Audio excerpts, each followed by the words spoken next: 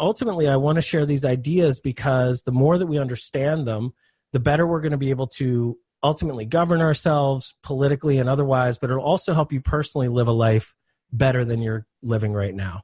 And the way we're going to do this today is I'm going to give you three main reasons this is happening. Like, why is this going on? Why is this happening so quickly and so aggressively right now? And I'm going to talk about three clear things that we can do about it. Are you listening? This is the Rob Scott Show. Damn. I mean, really, like, if we're not trying to change the world, what are we doing? Yeah. Welcome to the Rob Scott Show. We are going to be talking about something today called identity politics. And the reason that we're going to be talking about that is because we are splintering into smaller and smaller groups, smaller and smaller versions of us, and them is getting bigger and bigger. And it's really leading to a lot of annoying things online and disagreements politically and all these different things. Is this an interesting topic to you, Sarah? Yeah, I'm ready to rock. Thanks for listening, guys. Yeah. Glad to be back with you. Yeah. So I was trying to think of like how I could point out one example of something like this that becomes absurd over time. And I think something like this literally happened. I can't think of the actual thing that it was at the time, so I'll just embellish it a little bit to make the point. Imagine that like women come together to make an ad, right, for women and women's empowerment and all that. And that's a very good thing and it's a very important thing. But all of a sudden people then look at that and go, you know what? There's not enough women of color in that picture, right? And so now it's criticized and it's kind of thrown down and it loses its point to what it was trying to do for women. And it's a good point. Like maybe there weren't enough women of color, right? So there's that. So then whoever's putting this thing on, whether it's a brand or a political idea or whoever's doing it, they're now scrambling like, okay, we messed up. We didn't include enough women of color, right? And so the next thing is somebody could say, well, you don't have any handicapped people in there, right? And it's like, now we got to scramble and make sure we deal with that. And then the next thing is, well, you know what? You haven't represented the trans community with that, right? And then you haven't represented the working class enough, or there's too many women of privilege in that, and you haven't represented, the disenfranchised financially enough, et cetera, et cetera, et cetera. And so all of these levels matter, of course, right? Each of these should have a sense of representation and definitely a sense of us, right? But as we get critical of all the thems and the us's are getting smaller and smaller and smaller, if this is taken to an extreme, eventually we get down to just we're a group of one kind of talking about, because nobody can really understand my experience, right? And so it's politically becoming difficult, because if we think about governing the masses, it's really hard to speak to any of these groups without honoring the other groups. And when you honor the other groups, you get people angry at you because you're speaking to another group, et cetera. So, and it's making social media unbearable. Everybody's arguing about everything all the time, and it's a huge political issue. So what I want to point out today is that we can, as a practice and as a way of being, realize and connect more with our shared humanity, right? And while these differences matter for sure, and we want to honor them, and we'll talk about why honoring them matters in this podcast, I hope, but it's really useful to connect back with the bigger us, or the we, and widen that gap as often as possible. And how can we do that more? Yeah, definitely. Right? Okay. So this is, if we can do this better, this is going to help you deal with your family and friends who are starting to divide because of political differences. You can increase your ability to stay centered when faced with that irrational, angry relative at Thanksgiving or whatever. And ultimately, I want to share these ideas because the more that we understand them, the better we're going to be able to ultimately govern ourselves politically and otherwise, but it'll also help you personally live a life better than you're living right now. And the way we're going to do this today is I'm going to give you three main reasons this is happening. Like, why is this going on? Why is this happening so quickly and so aggressively right now? And I'm going to talk about three clear things that we can do about it personally. Okay.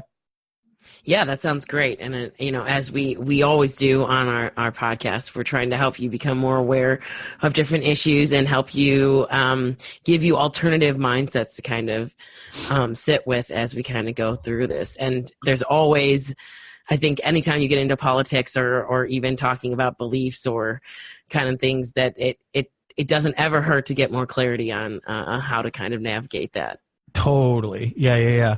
So let's talk, if people don't know what this is, I'm going to read literally a definition that, we found online for what identity politics is. It's a tendency for people of a particular religion, race, social background, etc., to form exclusive political alliances, moving away from the traditional broad-based party. Okay, so that's a very literal definition that's only political. We're talking only political there. But I think this is a bigger problem, even when it's not talking about a vote or something in politics. It's really like this kind of shrinking us versus them, right? Instead of a more inclusive we space of more collaboration, more cooperation, all that, we're getting littler and littler and littler in who we're identifying with as us, right? Like if I'm a woman, I'm not only a woman, I'm a woman of color, and I'm a woman who's also handicapped, and I'm a woman who's also blah, blah, blah, blah. And these get splintered down into smaller things that we're kind of yelling about and screaming about, and we're losing the shared connection with other people that are there, all right? Now, identity politics historically has been really, really super important, and I don't want to pretend that identity politics isn't a big deal. It really matters. Originally, its original intention, if you will, is for marginalized groups, right? So people that are fighting for equality. So the history of this is civil rights movement, right? Women's rights, the beginning of gay rights, the Me Too movement. And these all matter a ton. I'm not saying that they're not incredibly valuable and really important. They certainly are.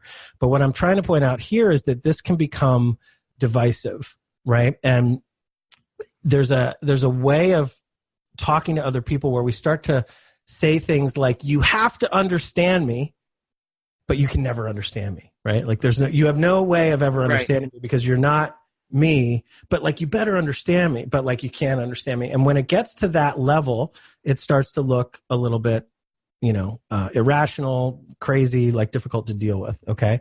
And so we end up getting shut down simply because we're not a part of a group. And it's a group that we have potentially, if it's based on our genetics or, our skin color or whatever, it's something that we don't have any control over, right?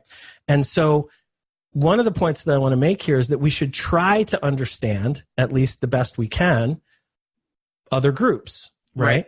And in that effort to understand, it's not as useful if that group is just yelling at us like, you have to understand, but you can't understand it, all that stuff that's going on. So men should, of course, try to understand women, even though I'll never really get what it is to be a woman.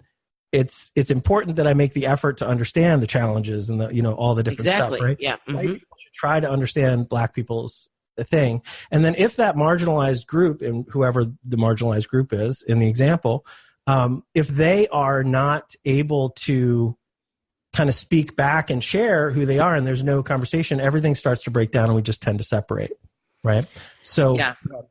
And I was just going to say, and I think it's a tricky thing because I think separately, like, I want you to understand me is valid, and I think that also you won't be able to understand me because you're not me and you haven't been through what I've been through, excluding even minority groups, just like from person to person, right? Like I will never truly be able to understand what you went through because I'm not you. And I didn't feel the things you felt or experienced them, but pairing them together, right? That doesn't help anything, right? They might both be true separately, but the idea of, you have to understand me, but you can't understand me, I don't know what that serves, and so how we can, I'm excited to kind of talk about how we can look at that differently. Yeah, and I don't think anybody's doing that consciously on purpose, right? There ends up being this narrative of,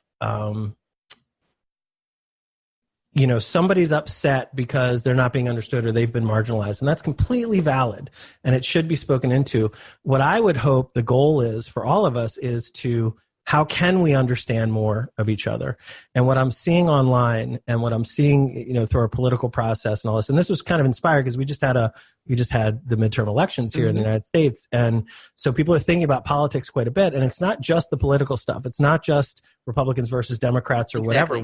It's becoming difficult to govern because, and we'll talk about this in a second, but none of us feel like we're really being represented because we're splintering into smaller and smaller and smaller kind of aspects of ourselves instead of trying to find something we talk about sometimes, zones of agreement, right? What are the zones of agreement between us? And so what I'd love people to see is, as women are letting men know how much we haven't been paying attention and how horrible we've been for literally ever, right?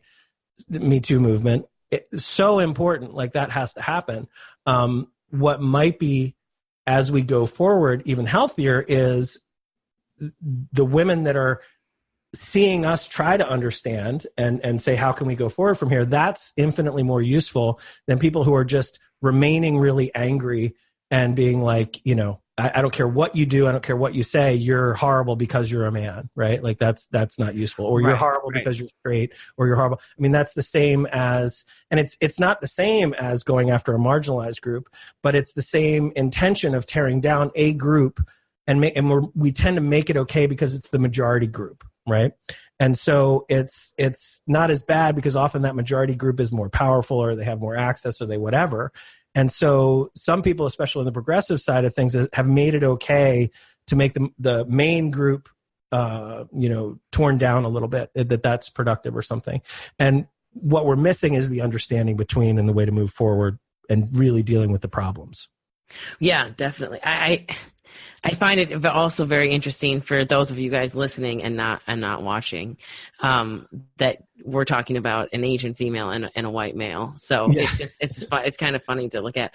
But yeah, I think often that kind of forcible, you're not me, but you have to understand me, you can't understand me, is a way as for the minority group or whoever, the marginalized group, to be able to exert themselves in a way that they just never had the opportunity to. And so I think maybe that's where that stems from.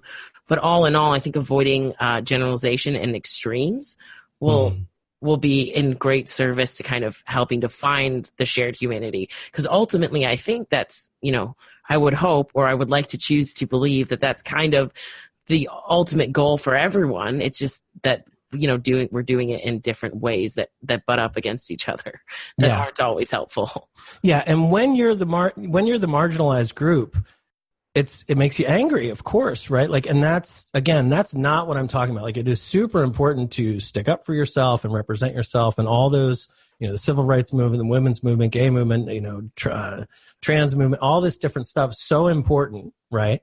And let's not eat ourselves alive while we're trying to represent these different parts of ourselves, right? Let's hold the paradox of, I am different and we're in this shared space, right? Shared how space, how can we be both? Right? So that kind of overlap of how do we honor the differences and really understand them, and then how do we come together in our humanity, and we're all people, right? There are overlaps that we do share, because what we're leading to here is really ineffective tribalism and a ever shrinking us versus them, right? This quality of us versus them, which creates the other, it creates the enemy, it creates all this stuff.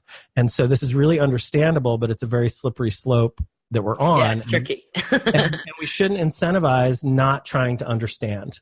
Right? Like we should instead incentivize trying to understand. So let's talk about, I really think that there's probably 3 reasons that come to my mind as to why this is happening right now so rapidly and so loudly. One is we have this massive new ability to share our ideas. We've never in the history of man been able to literally talk to anyone at any time instantly, even if we've never met them before, right? Like we can tweet at stars and they might see it, right? We can talk to our political leaders in ways that we never, were able to even a decade or 2 ago. And so you can literally talk to anybody who has an internet connection. And so everyone's talking, and there's less cost to that talk, because back when you used to have to go be in someone's face, if you said something to them, there might be consequences to what you say. So now we have, trolls are just everywhere, and these bots are talking. It might not even be a real person. So there's just all this communication. And so we've never been able to share the ideas that we have before like we can now. So there's this technological kind of context that we're in, which is making us react even more quickly, hear horrible things, be influenced by those around us really quickly, and that'll bring me to the next. Go ahead. Sorry. Oh, I was just going to say, and also you lose context. So not only can you talk at anyone, but you can talk it to large groups at once, whether you're meaning to or not. Yeah. And almost anybody can quote unquote listen or read along, and that doesn't help in a space that's already kind of tricky to manage. Because if you think about having a one-on-one conversation around the dinner table versus a one-on-one conversation, with a friend or on something. Twitter. Yeah. Yeah. And then think about having both of those conversations in front of, thousands of followers or hundreds of followers who are just listening to maybe only pieces of it. And maybe their feed's only showing them like one tweet or one comment or one like, and there's like no context. That can be very, I think, dangerous, especially when talking about things that could potentially really have like people really connect to in an emotional and meaningful way. Yeah, that's super valuable. So the first one is this kind of external context, that this new ability to communicate. We all feel like we're supposed to share our thoughts. I've been somebody who has been called out for not commenting on some big thing that happened, and I often won't comment because I may not have thought it all the way through, and I don't have anything that I want to make public or whatever. But I know that sometimes there's a way that we will go after people that we respect and go, well, I wonder what they think about this, because I'm looking for the tribe to join. How am I supposed to actually think about the next thing? And so who do I know that's smart, that I respect, all that? I haven't researched it myself. So I'm looking for an authority to kind of get on board with, right? And so there's the context of all these things, but then we have these inside kind of default little cheat codes as to how we're going to shape our thinking without doing a lot of effort of really looking at it ourselves, because we're overwhelmed with so much information and all that's going on technologically. So now there's two, if that's the first thing, this technological kind of different world that we're in, the next two are default kind of ways of being that humans have. And one that's really interesting is this idea of virtue signaling, right? We are all motivated to virtue signal out to the group because we're such social creatures. And let me just throw a definition of virtue signaling for a second. So it's the action or practice of publicly expressing opinions or sentiments intended to demonstrate how good your character is or your own moral correctness of your, position or particular issue. Okay. So it's basically chirping out like, look how good I am. Right. Right. And so we do this pretty universally. I mean, obviously some of us do it more than others. Many of us do it really unconsciously. As you become more conscious of this, you can tend to do it less because you go, why am I motivated to share so loud? Right, right. I'm kind of showing off right now, or I'm trying to let everybody know, like, this is how I feel, right? But virtue is something that we all value because it's socially valuable. If you're a virtuous person, you're trustable, I can partner with you, I can do all these things, right? And so we have this deep motivation to share how virtuous we are, right? Even when we're maybe not, right? We might be advertising how virtuous we are, or this is how I will be, or whatever. But when these tribes shrink down, we start to share more and more virtue that's based not on character or necessarily what's right, but more and more on things that really shouldn't be valued as virtuous, like, color of skin or things that we have no control over, have nothing to do with being virtuous, and yet we're jumping on to get in the us space with that, right? So it really starts to incentivize this new technology where we can all share our virtue signaling. It really starts to incentivize yelling down people that are quote unquote bad, right? Because it's so easy to say anything to anyone anytime. I don't have to do a lot of work to do a lot of virtue signaling and look cool in my group, right? So if my group, and that really incents us, and there's studies about this that shows that this is how we're heading, it incents us to become more radicalized toward whatever we think our group is. Right. So if we think our group is conservative, I want to be more conservative than the group to kind of be held in high esteem of the group of conservatives, right? If I'm more progressive, I want to be even more progressive. And as we see somebody who's not in our group, we jump on it loudly and quickly. And then when we see other people, which we'll get to the third reason in a second, there's another influencer here that gets kind of compounded on this. As we see the other people in our group doing it, we want to jump on and participate. Me too. Like, I feel that way also, right? Like, yeah, that guy is really bad or whatever. And we start to not think things all the way through. We start to not listen to all sides because there's a payoff for putting up our hand really fast and going like, that guy's so bad. Did you see how bad he was? Et cetera. Right. So Is Well, that I was interesting to you? just, yeah, it's totally interesting. And I guess the question maybe that I have there is I wonder if that's why people are splintering, because I think there's a level of people that are doing exactly what you talked about. And then there's a level of people that are thinking it through. And these are, really where my 2 feet are planted, and I back it fully. And then because of the loudness of social media and the way that our Facebook feed influences us, and because we don't even get to see, it's not like you're seeing every single political post from every single one of your friends. Facebook's like, oh, you liked that last post that was Republican or Democrat. I'm only going to show you those now, or Twitter or whatever. Or even I'm just going to move it a little bit toward that, right? Because you tend to prefer and engage in that. So now I'm going to make your feed more and more that way. And it doesn't take very long before it's leaning. It's totally leaning. Exactly. Right? Yeah. And so like maybe if you're someone who's like, no, I've got my feet kind of firmly planted, and someone who posts something or says something or stands for something within your quote unquote group, but it doesn't quite jive, then you kind of, that's like an invitation to splinter off and say, okay, well, I'm in that group, but I'm that. And so I think a little bit, I wonder also if the technological aspect of our social media plays into how quickly, Well, totally. And the other problem with that too, let's add another little wrinkle here, is it's impossible to do all the research, right? Yeah. There's too many things to do the research on. And so finding truth becomes really, really difficult. And we've talked about truth before and how it's weird and difficult. And it's almost like, say it's already difficult. yeah, it's already difficult before any of this. And so then, some star does something, and I can't really read all the articles, because the first article I read has a position, it has a slant, it has a bias, right? And so to go get the other bias and actually do the research on that, I've missed the 15 other things that are going on that everyone's talking about online too. And so we're becoming these parrots of almost like whoever gets there first that we kind of respect. And there's this tsunami of, intention in one way or the other way that's getting heightened by those bias twists of what social media is feeding you, us jumping on because we can't do the research. So, if so-and-so thinks that way, I love them and he's smart and I respect him, so I guess I feel that way too. And a lot of this is happening unconsciously. It's not like we're thinking like, I can't read. I mean, we might be going, I don't have time to research it, so what's he think? And then I'm speaking. Right.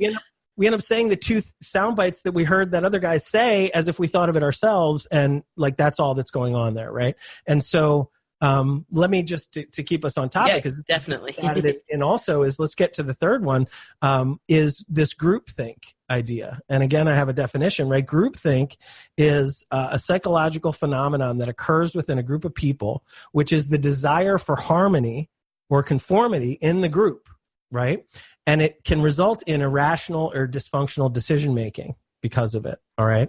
So it can also go so far as it produces dehumanizing actions against the outgroup, right? So how do we go to war and literally kill people, which, like, in our culture, if we murdered somebody's moral base would be quite often so messed up that they're like psychologically hurt that they did it. And I'm not saying that going to war doesn't psychologically hurt people. Right.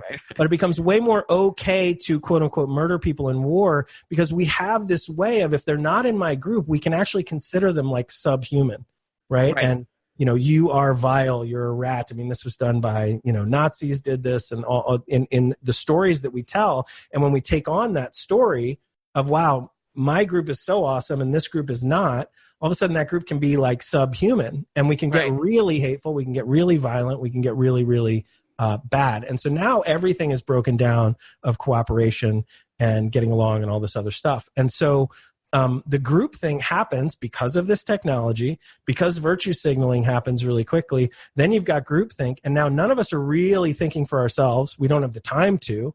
And so it's a very, very difficult problem to deal with, right? And I didn't want to start talking about the groupthink without giving that a little bit of context. Yeah, no, that's great. Yeah, I think those three things together make this incredibly difficult. And we started this off calling it about identity politics. I mean, this is really just about, why is everybody arguing so much, right? It's not just a political thing. It's like, why are we all arguing so much?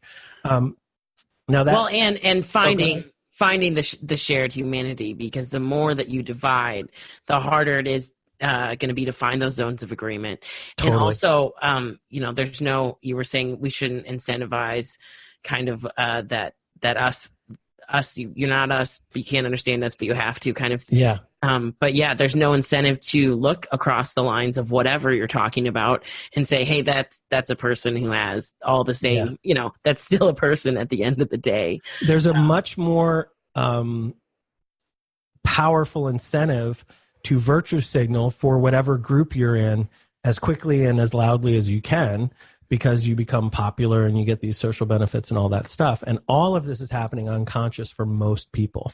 So as we bring our attention to these, we can start to wake up and, number one, see the dynamic, right? See where people are getting lost in that, not be affected in the same way, kind of become wise to this, and maybe not participate as much, right?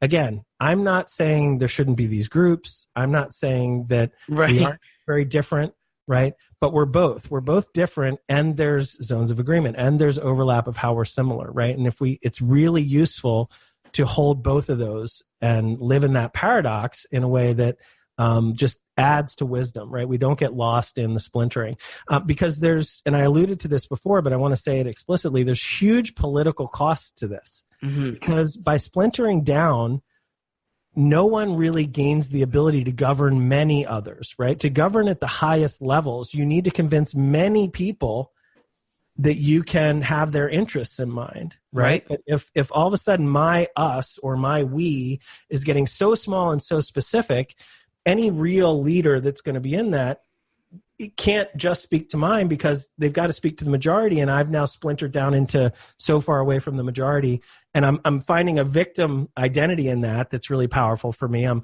getting a lot of attention in my group. I'm getting all these positive things, but it breaks down the way to actually govern the whole. So we've lost the larger we space. And I think it slims. I mean, I think in I guess my own personal political opinion, looking at this last election, it narrows down the selection to have a leader that can look at everything, because the smaller and more kind of divisive and intense the us groups are, and not looking at the we space, that means you're getting leaders that are leading one of those groups, and like you said, not everyone else, and then it's almost circular, because you have a leader can't lead a whole bunch of tiny groups because they can't see like a shared space, but we can't find leaders that even can understand a shared space. We end up with horrible leaders, and so it definitely works against each other. And I think that's why I think this talk is so great, because it's not that we're trying to fix it, but we're saying, hey, here's what's going on, and if you can manage it and notice it, then you're already way ahead of the game. Way ahead of the game. You can start waking up and go, wow, I'm not going to participate. Gosh, it does feel bad when I'm on social media. Maybe I'm going to simplify my life and not be there quite as much, not get as angry about stuff, not get as caught by this.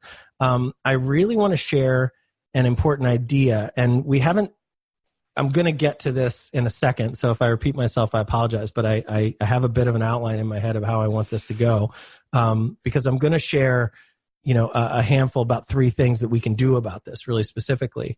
But I want to say that much of what our groups get split on are things that we have nothing to do with.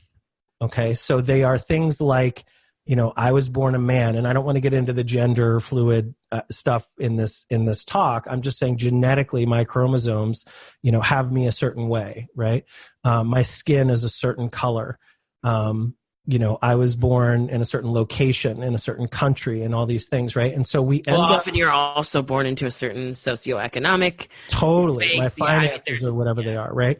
I was born to certain parents of a certain religious, structure. Religion, schooling, education, culture, region, all the different stuff. And so parts of those we could then go and change and make different choices about and all that stuff. But it's really important that when we're judging somebody, right, that we're judging them based on things that they can control to some degree, right? That it really makes no sense. And I hope it makes no sense when I say it like this. It doesn't make any sense to me to judge someone based on something that they've had zero control over, right? So why would I just be like, you're horrible because you were born in this place? That makes no sense, because the person had absolutely no control over where they were born. You're horrible because of your skin color, or because your face looks a certain way, or because XYZ. None of that makes sense to me, because you're not in control of any of that. So how can that... Now, if you're choosing to do something over and over and over, and you've got a character way of being that's, disruptive or difficult or violent or whatever, I can it makes more sense to me to judge you based on that kind of stuff. So when we're arguing, when we're putting ideas out into the world and when we're collaborating, the nature of any argument, its validity shouldn't depend on who you are, right? The validity of the argument should depend on the argument itself, right? And it should be accepted by others, no matter who they are, okay? Because your reasoning shouldn't have anything to do with the color of your skin or the religion of your parents is irrelevant, right? Whether you're gay or straight is irrelevant. Your own identity is actually irrelevant if you're trying to talk about truth, if you're trying to talk about reality, right? If you're trying to make a statement about reality, it doesn't matter who that messenger is, right? Because we should just be talking about, are we agreeing on reality? Is this useful to move forward? So, the validity shouldn't depend on who you are. It shouldn't depend on what group you've chosen to be in. It should just be based on its character. Is it valuable? Is it useful? Is it helpful? Okay. Well, and you should be able to have both. I think you should be able to land in a group that you identify with, that shares your values, that share, Of course. Yeah. But also you should be able to look across the lines. And I think just as, small groups, marginalized groups look at majority groups and say, like you were saying, go a little bit hard on them. It could work opposite too. I mean, your small group could say, oh, you're not quite, you don't check all the boxes, so you don't fit, but you're still, I'm still in a minority kind of, more minority statistic, so I don't fit with the majority. And then you're just like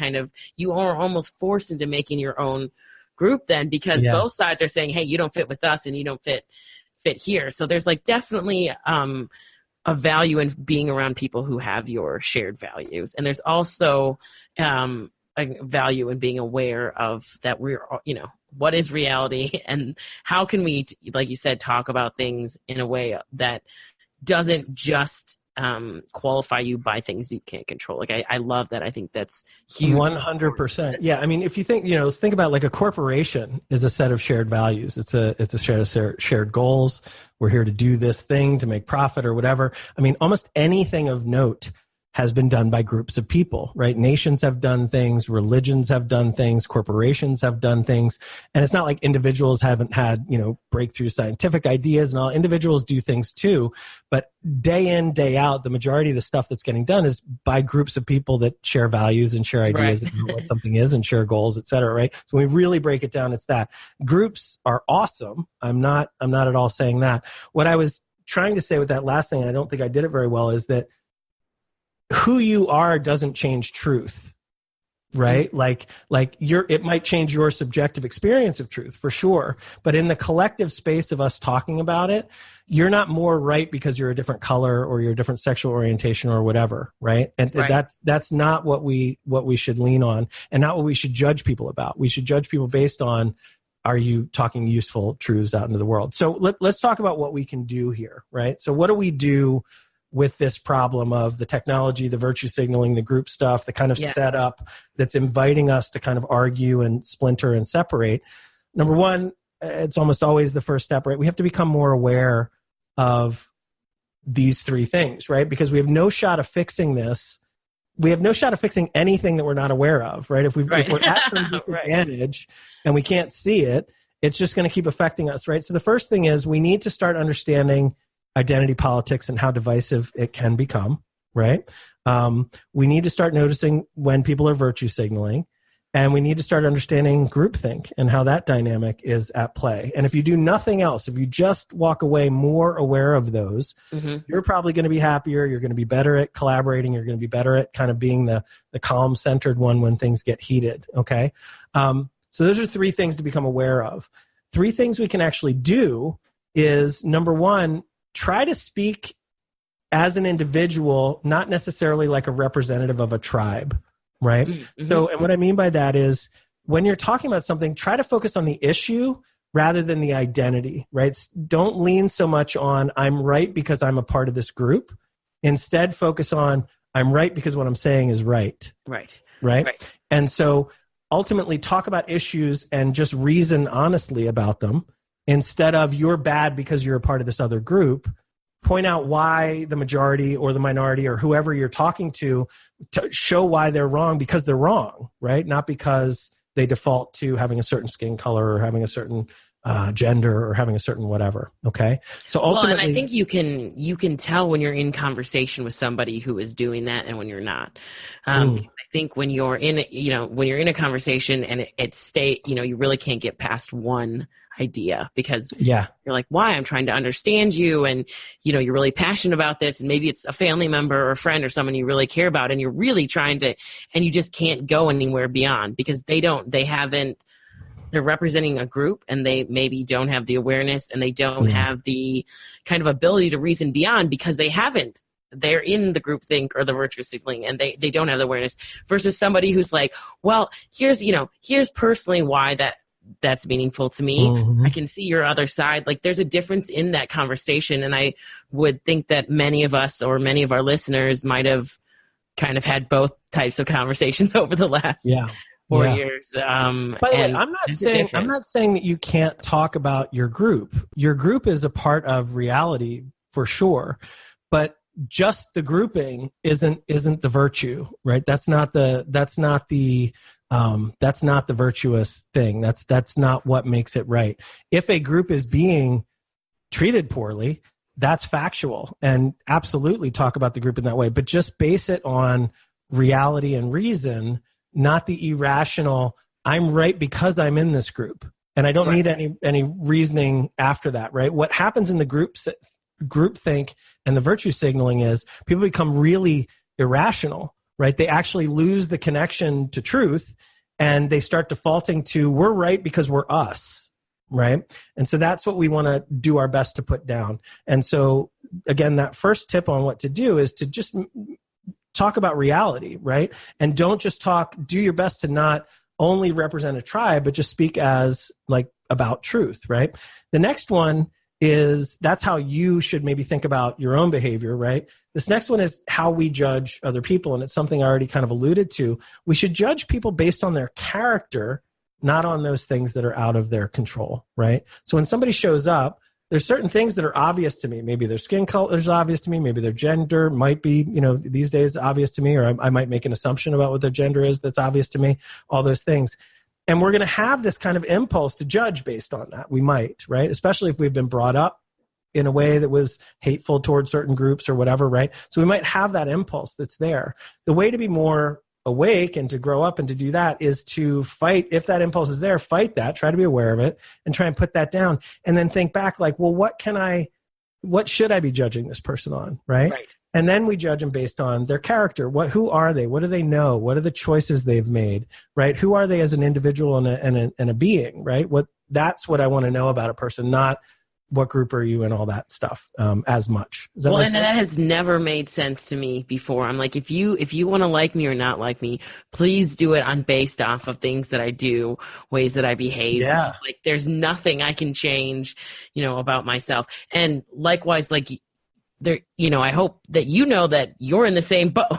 Like I can only like or dislike you or agree or not agree with you based off of like the things that you're doing and not, physical. Yeah. And we are going to have preferences, right? We are going to have preferences. So like, let's say, somebody doesn't really control how intellectually smart they are, maybe, right? Maybe they can work on it. They can read, they can learn new things, but their neurons might just fire how they fire and they may have a lower IQ or whatever that is, right?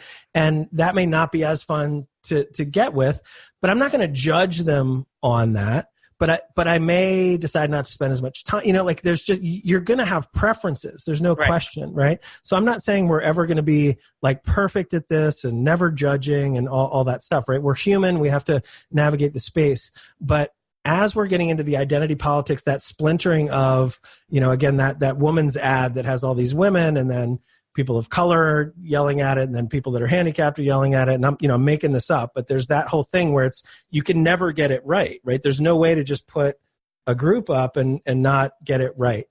And there's businesses who are now, trying to get speakers, and it's like, well, should we make, should all the speakers be equally, different colors, equally different genders, equally different whatever.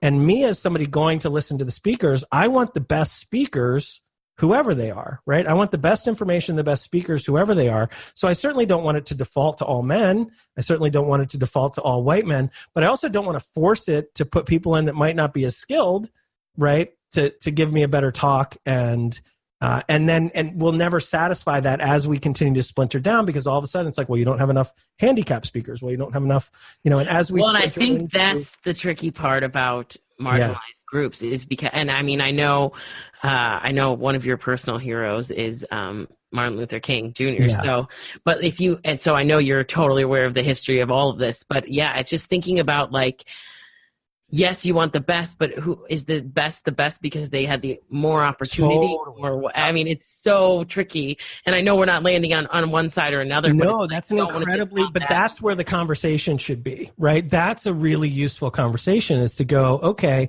are we at the same starting place? Is this a fair thing? And what type of advantage should be given because advantages were taken away before? And then, is it more useful to say, well, there's not going to be any advantages because you really need to work your way out of this challenge or whatever, if I've been homeless, I personally, just speaking from my own experience, I've been in very disadvantaged situations, and, there is a really important discussion there. Like, is my best way out to get lots of help and have it be easier and all that? Or is it a better path out if I have to really kind of pull myself up and figure it out on my own?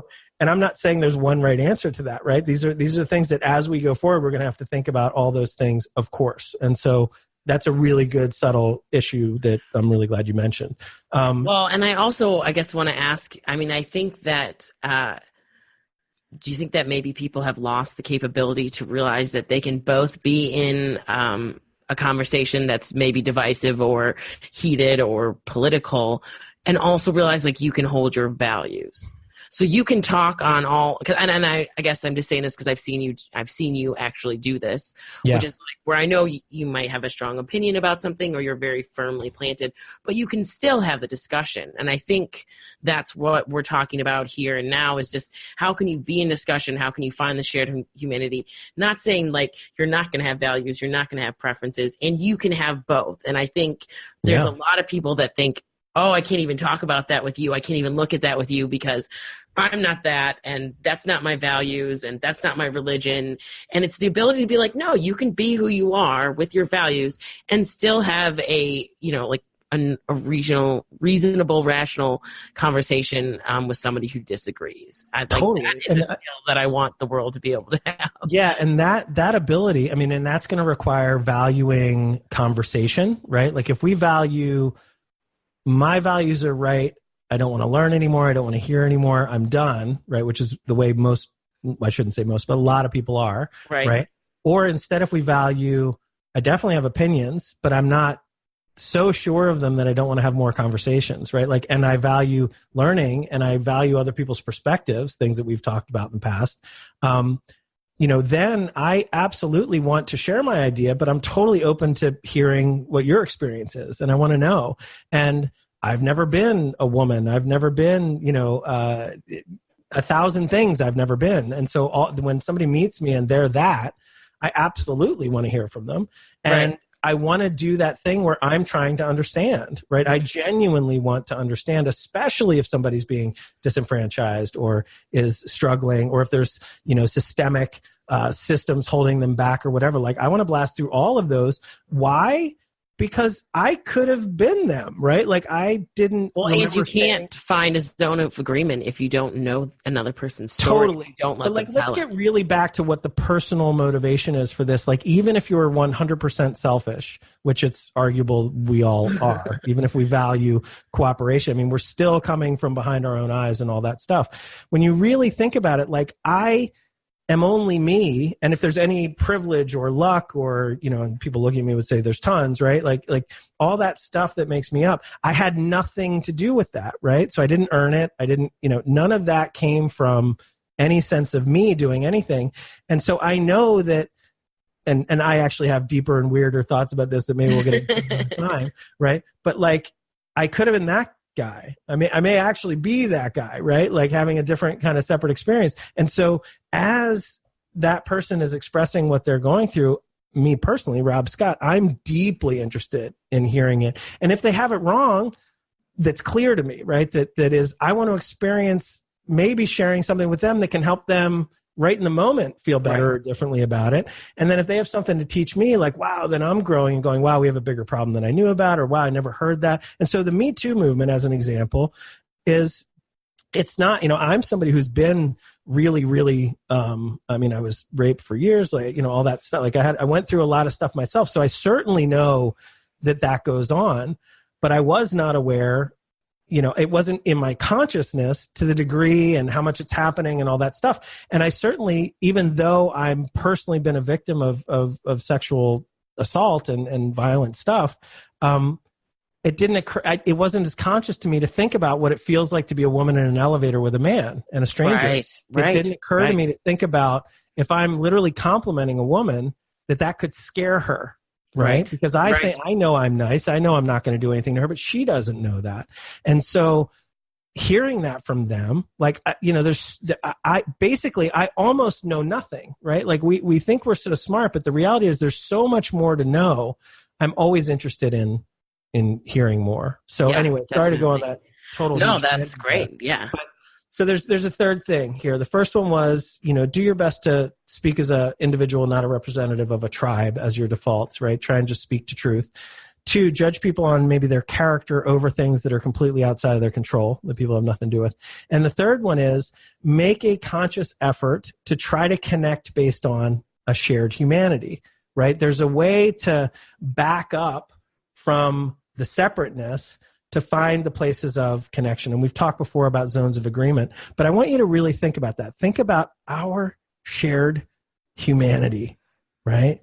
Like, what a wonderful concept when we can really all remember that we're all human, right? That we're all in this human race. And more than that, when you start getting out into animals, and I always do this, and I don't mean to get all weird and go in 1,000 directions, but we have a lot of abusive animals on our planet and all that.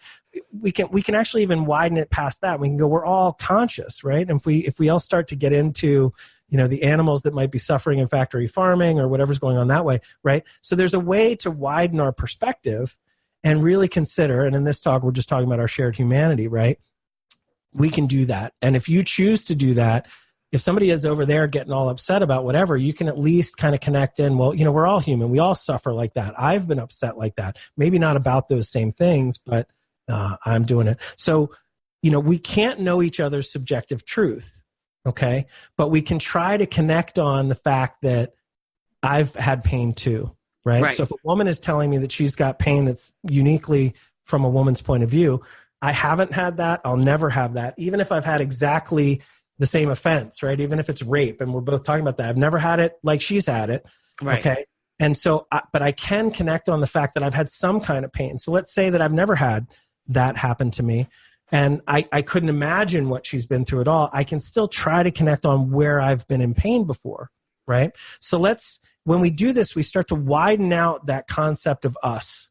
When we can start to think about a shared humanity, moment by moment, we can go back to like, oh, there is an us here that's bigger than just me and my family and my, chosen group here. And it literally is a coming together, right? It allows us to come together. And there's definitely place for groups and place for being separate, and all that is true as well. But let's not forget that there's a lot of overlap, and there's a lot of together, and there's a lot of us that can for sure connect again. Yeah. And I think that the idea of finding a shared humanity, not even within our country, but just like globally and maybe beyond, if we're talking about all of consciousness, is if we don't, we're still connected. So you're now in a shared inhumanity. Yeah. I would rather find ways to connect with other people, even if I don't agree with them, or we don't share the values, or we don't come from the same place, then because either way, you're not alone on planet Earth, and you can't really function as well or to the comfortability of your lifestyle without other opposing groups, opposing ideas, or opposing it's so. Yeah, and you brought up Martin Luther King Jr. One of the things that stands out for me with that, and Gandhi as well, is the idea of nonviolence, right? So It's absolutely, we're a group and we're standing up for something that matters and is really, really important, but we're not going to hurt other groups to attain it. We're going to stand for it and we're going to make sure that it happens. Right. And so, that's just super important, because what I see happening is groups are hurting other groups. Right. And that's what we want to stop. And so somebody who's more marginalized than I am in whatever way they are could be yelling at the speaker right now going, yeah, but that's what, we have to stop that abuse. And it's like, you're right. 100% we do, but you don't stop that by creating another abuse. Right. That's not, that's. And maybe sometimes you do. I'm sure there's examples where violence has worked and, war has had some good outcome and all that stuff. I'm open to that discussion for sure. But I think as a rule, the more that we can move toward not creating another offense to get out of this offense, right? That's just moving the buck down the line.